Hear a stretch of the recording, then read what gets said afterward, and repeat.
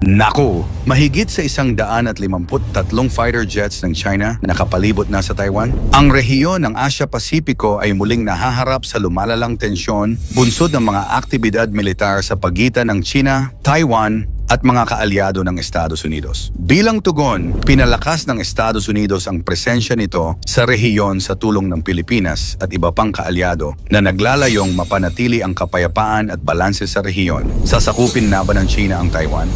Ano ang naging sagot ng Taiwan tungkol dito? Yan ang ating aalamin.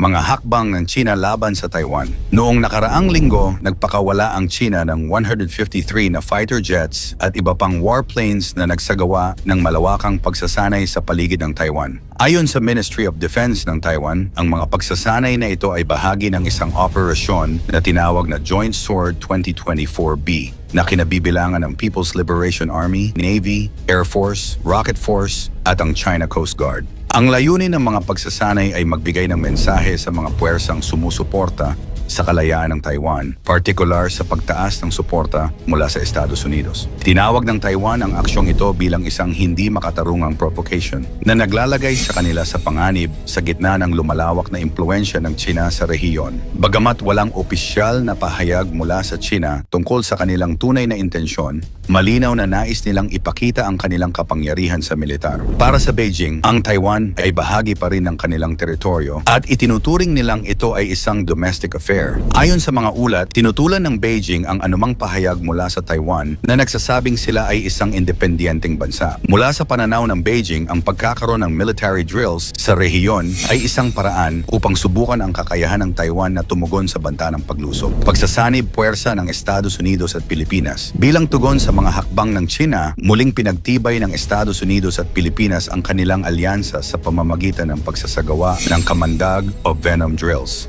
Ang 10-araw na pagsasanay na ito ay nagsimula sa hilagang bahagi ng Luzon, kung saan tinutok ang kanilang atensyon sa coastal defense at live fire exercises. Ayon kay Major General Arturo Rojas ng Philippine Marine Corps, ang mga pagsasanay ay bahagi ng pagpatibay ng depensa ng Pilipinas at naglalayong palakasin ang kakayahan ng kanilang mga sundalo na magtanggol sa mga posibleng banta mula sa China. Kasabay nito, ipinahayag ni Cato Stewart Glenn ng US Marines na ang pagsasanay na ito ay bahagi ng kanilang estratehiya upang matiyak na handa ang kanilang puwersa sa anumang contingencies sa rehiyon. Bagamat itinuturing itong bahagi ng regular na pagsasanay, hindi maikakaila na ang timing ng mga drills ay isang tugon sa agresibong hakbang ng China. Bukod sa Pilipinas, sumali rin sa mga pagsasanay ang ilang tropa mula sa Australia, Britannia, Japan at South Korea na nagpakita ng suporta sa layunin ng rehiyon na mapanatili ang kapayapaan at katatagan. Pananaw ng iba pang bansa sa rehiyon.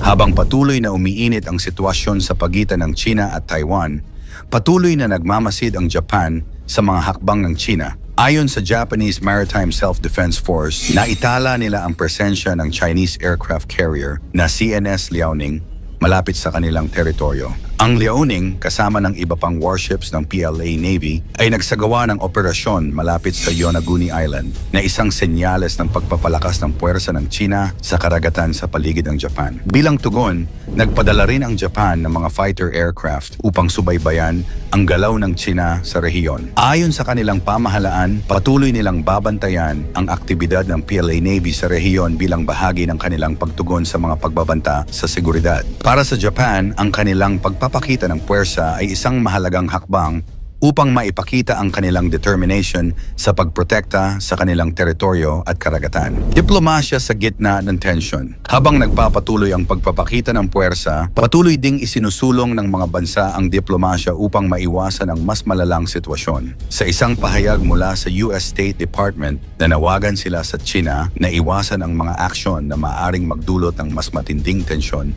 sa rehiyon. Ayon sa Estados Unidos, patuloy silang maninindigan sa kanilang One China policy, ngunit hindi nila pababayaan ang Taiwan sa oras ng pangangailangan. Ipinahayag ng mga opisyal ng US na ang kanilang alyansa sa rehiyon ay nananatiling matatag at patuloy nilang susuportahan ang mga bansa na nagtataguyod ng kalayaan at demokrasya. Ang Taiwan, kanilang panig ay patuloy na nananawagan para sa suporta mula sa pandaigdigang komunidad. Ayon kay Taiwan President Lai Ching-te, ang kanilang bansa bansa ay handang ipagtanggol ang kanilang kalayaan mula sa anumang banta. Dagdag pa rito, hinimok ng Taiwan ang ibang mga bansa na magkaisa laban sa agresibong kilos ng China sa rehiyon. Bagamat hindi pa umaabot sa aktwal na labanan, malinaw na ang Taiwan ay handa na protektahan ang kanilang soberanya. Ang papel ng Pilipinas bilang isang strategic ally. Sa gitna ng tensyon, lumitaw ang kahalagahan ng Pilipinas bilang isang strategic ally ng Estados Unidos sa rehiyon. Ang kanilang participation sa mga military drills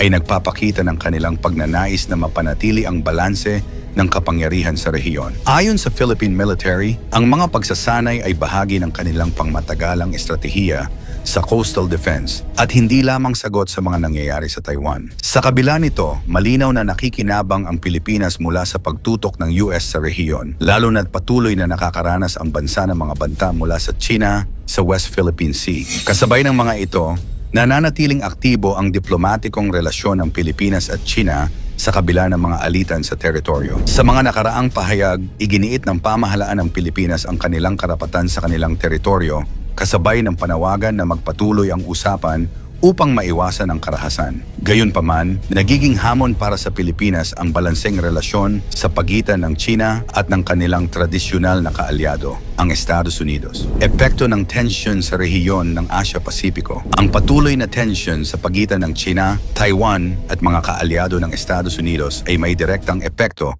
sa kapayapaan sa buong rehiyon ng Asia-Pasipiko. Ayon sa mga eksperto, ang bawat kilos ng mga pangunahing bansa sa rehiyon ay maaaring magdulot ng epekto sa ekonomiya, diplomasya at seguridad. Bukod sa pangangailangan ng karagdagang pondo para sa military drills, nagiging hamon din ang pakikipag-ugnayan sa pagitan ng mga bansa upang maiwasan ang eskalasyon ng tensyon. Para sa Taiwan, ang presensya ng mga warplanes ng China ay isang direktang banta sa kanilang seguridad. Samantalang para sa China, ang patuloy na pagsuporta ng Estados Unidos sa Taiwan ay itinuturing nilang pakikialam sa kanilang usapin sa teritoryo. Ang pagkakaroon ng venom drills ng Estados Unidos at Pilipinas ay nagbibigay din ng mensahe sa Beijing na ang rehiyon ng Asia-Pasipiko ay handang tumugon sa anumang banta. Sa kasalukuyan, patuloy ang pagsusubaybay ng mga bansa sa rehiyon sa bawat kilos ng China at ng kanilang mga kaalyado. Habang hindi pa umaabot sa ganap na digmaan ang sitwasyon, ang patuloy na pagpapakita lakas, malinaw na nakasalalay sa diplomasya at patuloy na pag-uusap ang hinaharap ng rehiyon. Ang pagsusumikap ng bawat bansa na magpatuloy sa mga negosasyon kasabay ng pagpoposisyon ng kanilang militar ay naglalayong tiyakin na ang mga tensyon sa pagitan ng China, Taiwan at mga kaalyado ng Estados Unidos ay hindi humantong sa isang malawakang alitan. Sa huli, ang pangarap ng kapayapaan sa rehiyon ng Asia-Pasipiko ay nananatiling isang hamon na dapat harapin ng buong komunidad pandaigdig. Ikaw, sa tingin mo magtatagumpay kaya ang China sa mga balak nito sa Taiwan kahit nandyan ang Estados Unidos at mga kaalyado nito? Ikomento mo ito sa ibaba. Huwag kalimutang mag-like and share. Maraming salamat at God bless.